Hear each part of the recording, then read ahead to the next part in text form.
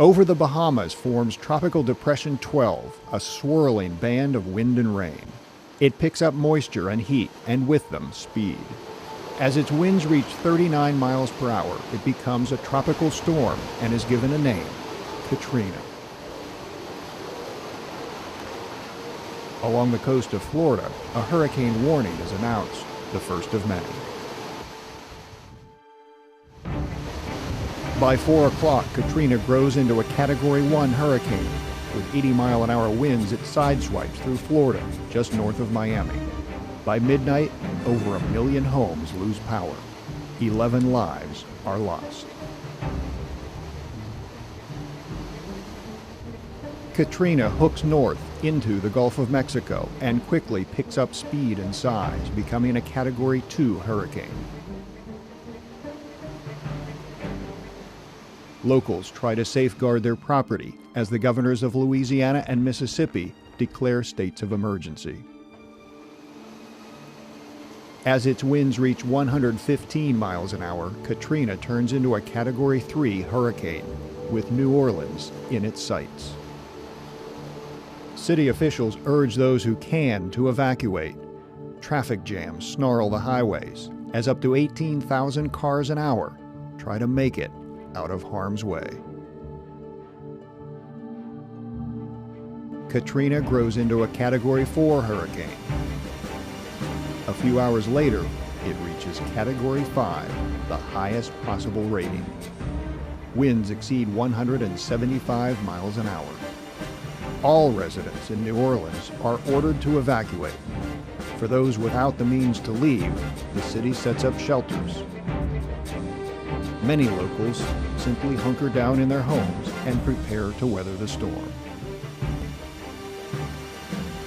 As dawn breaks, Katrina's wind speeds slow back down to a Category 4 hurricane.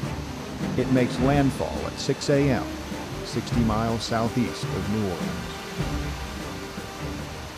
Its 140-mile-an-hour winds pummel the coasts of Louisiana, Mississippi, and Alabama.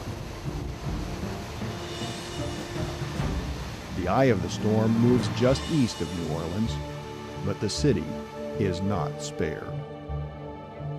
New Orleans sits below sea level, surrounded by Lake Pontchartrain and the Mississippi River.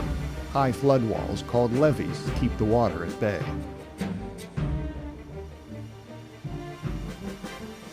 But by 8 a.m., there are reports that a levee has broken. The waters of Lake Pontchartrain rush in. Levees in 3 locations are breached. 80% of the city is flooded. Some neighborhoods are submerged under 20 feet of water. As night falls, Katrina slows to a tropical storm. It heads north through Tennessee and into Kentucky. The damage is immense. In Mississippi, the hurricane has crushed coastal towns. Hundreds are feared dead. New Orleans lies in shambles. It is left without power, without drinking water.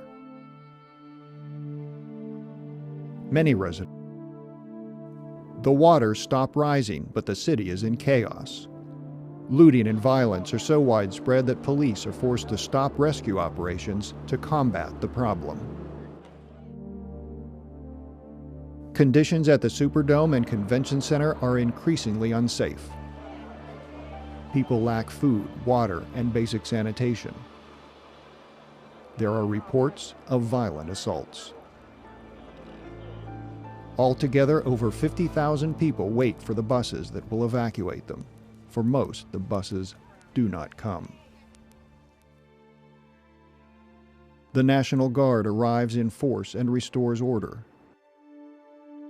They bring convoys of food and water. Evacuations begin in earnest. By the following Monday, the Army Corps of Engineers plugs major holes in the levees. Draining pumps go back in operation, and the waters subside. The residents of the Gulf slowly return, their lives forever changed by the power of a hurricane.